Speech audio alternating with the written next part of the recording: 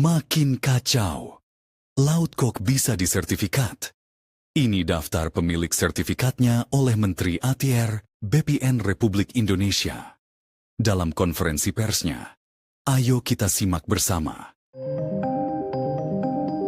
Menteri Agraria dan Tata Ruang Kepala Badan Pertanahan Nasional Nusron Wahid membenarkan adanya sertifikat hak guna bangunan HGB dan sertifikat hak milik SHM di area pagar laut di Tangerang, Banten.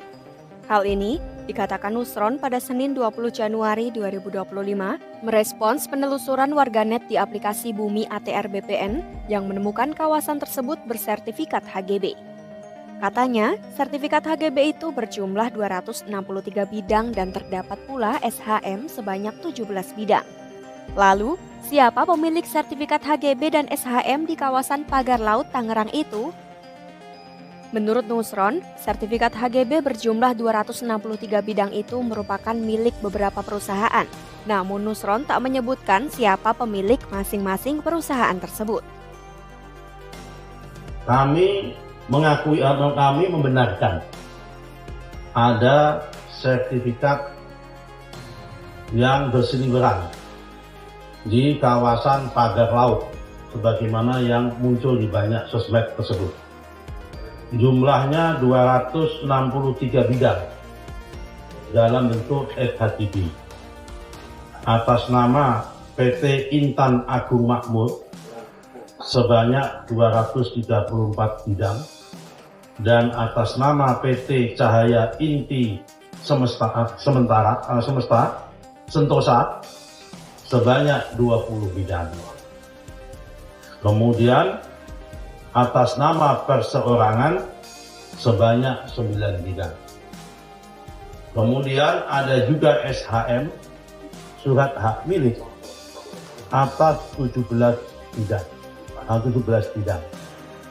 Jadi berita-berita yang muncul di media maupun di sosmed tentang adanya sertifikat tersebut setelah kami cek benar adanya, lokasinya pun benar adanya sesuai dengan aplikasi Bumi, yaitu ada di Desa Kohot, Kecamatan Pakuaji, Kabupaten Tangerang.